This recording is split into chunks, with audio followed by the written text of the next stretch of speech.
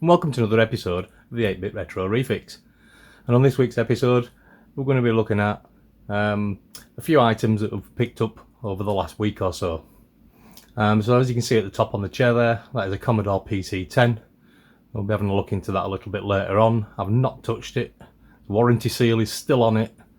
I don't really want to start it up or anything like that, or touch it electrically power-wise until I've been inside there, because they are known for the battery leakage, a bit like the A500 Pluses, etc. We all know what battery leakages do to the boards, so I don't want to do anything to that until I've actually got into it to have a look. We've also got a broken A500. I believe that the keyboard's not operating correctly. The disk drive's okay, and it has some keys missing. You saw on previous episode that one where I made the Amiga Diag ROM and put it into the A500, and we worked out that it was one of the CIA chips that were causing it not to boot.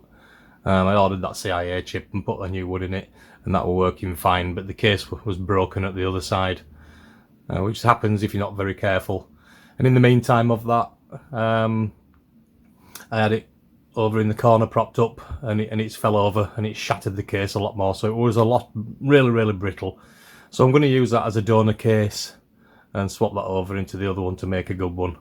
Should leave me with an Amiga board, working Amiga board spare, if I do need anything, or use it as a test board, etc.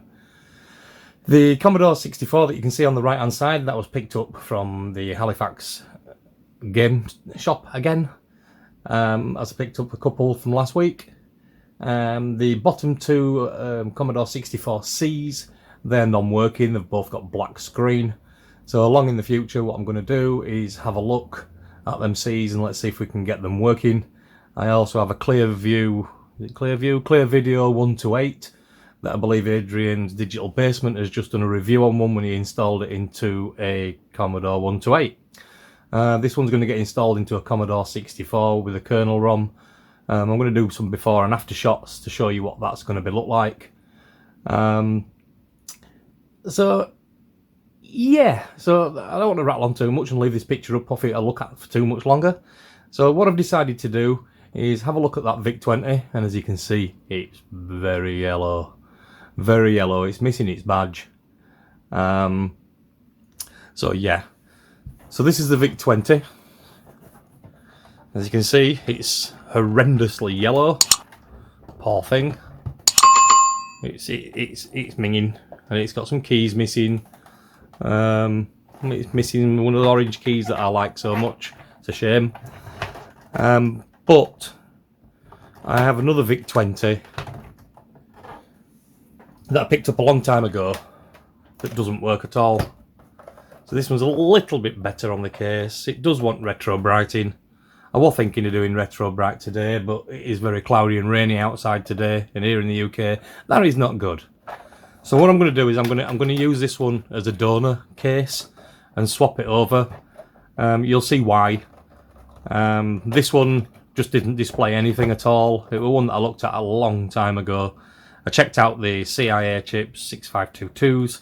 I've checked out the 6510 CPU. I've checked the kernel ROMs, etc. And as many ROMs as I possibly can on this board, because most of the chips were socketed anyway.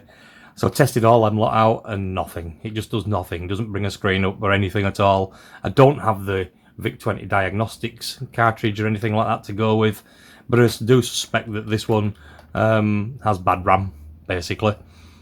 But it's just different to any normal RAM that you see in the Commodore 64s, etc. So I intend on using this one as the donor. Got this one off Lee Foley, pretty bad shape. Checked all the other ones and they were all as what they said were. This VIC-20, when I switched it on, gave us the quite a garbled screen at first, and then it came on again later on with no cursor, as you can see on that image I've just put up now for you. So no cursor. We know from the Commodore 64s that cursor issues, etc., is usually caused by the CIAs. The VIC-20 is no different. It has two CIAs that lay up at the top side of this board. I'll just show you in that image now. So the left CIA which you're looking at near the keyboard connector, is just the same as the Commodore 64. That controls keyboard inputs, joystick, and a few other functions. The right one does more like your data bus for the tape deck, disk drive, cartridge port. And it also works with the RAM, in conjunction with the RAM as well, for screen RAM, etc. and stuff like that, to help that out. So what I did is I swapped the two CIAs over, and lo and behold, I've now got a VIC-20 with a good screen and a flashing cursor, as you can see on the picture. So that told me that yes, we had a faulty CIA. So what I did is I went into this one that I purchased. I pulled out the CIA. There were only one on this board that was actually socketed. So pulled out the CIA on this board and I popped it into this one. And hey presto, everything were working again. So I've got a fully working VIC-20, even though it looks battered. So what I'm going to do is swap these two over now.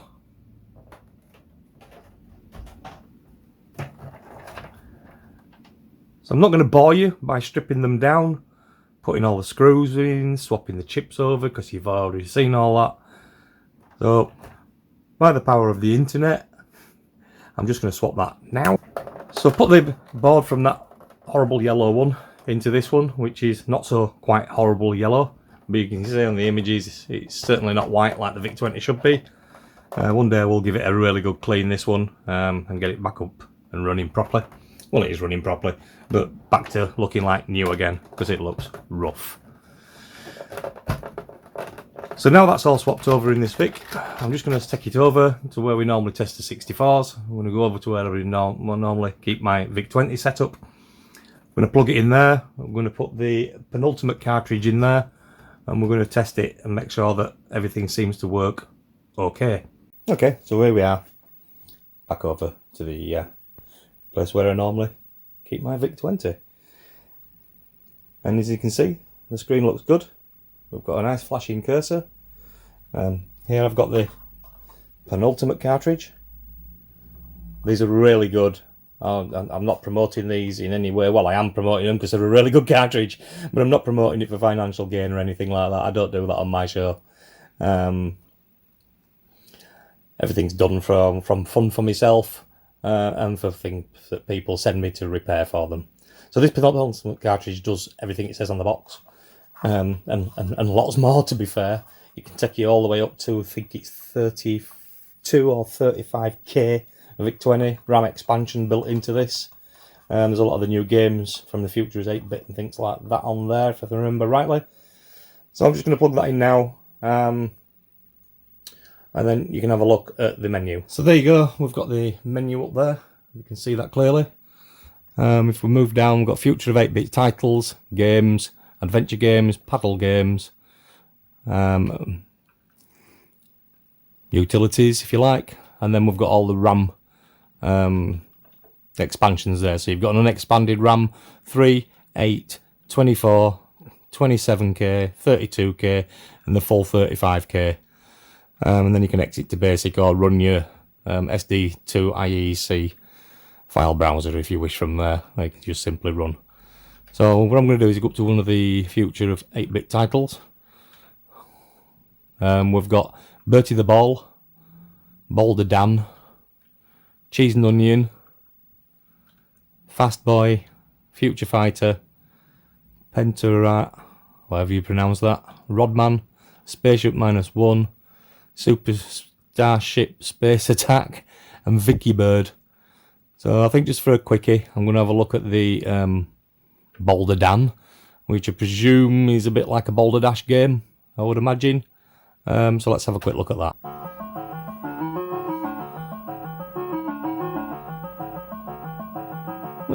First impressions, the music doesn't sound too bad for a VIC-20. So the beauty about the VIC-20 as well, we only have one joystick port, so I don't have to faff around about changing joystick ports like you do on the Commodore 64. Can be a downside, I suppose, because you can only have one player.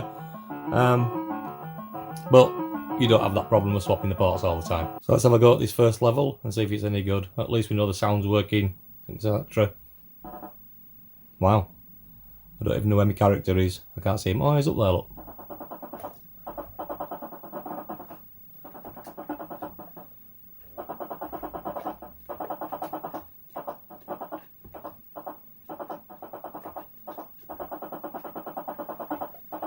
The idea of the game, Boulder Dash, was just to collect the diamonds and go home.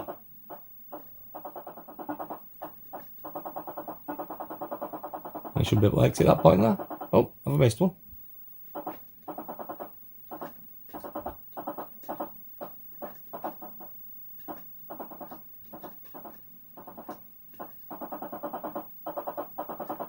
Why can't I leave?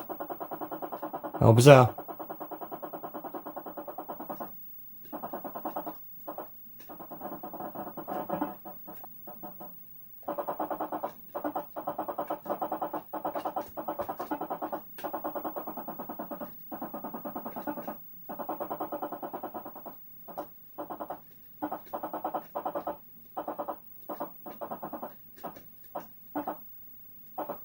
What was that? I collected all the diamonds last time. So,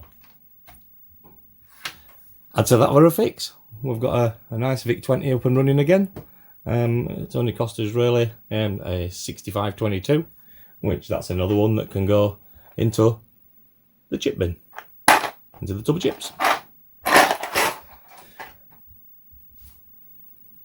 So I hope you enjoyed this video.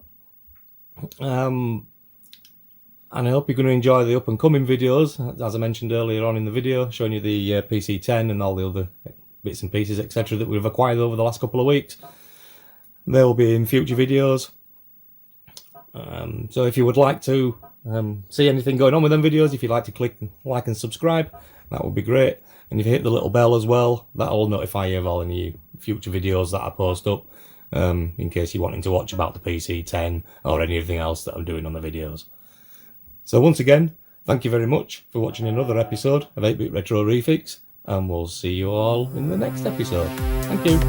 Bye.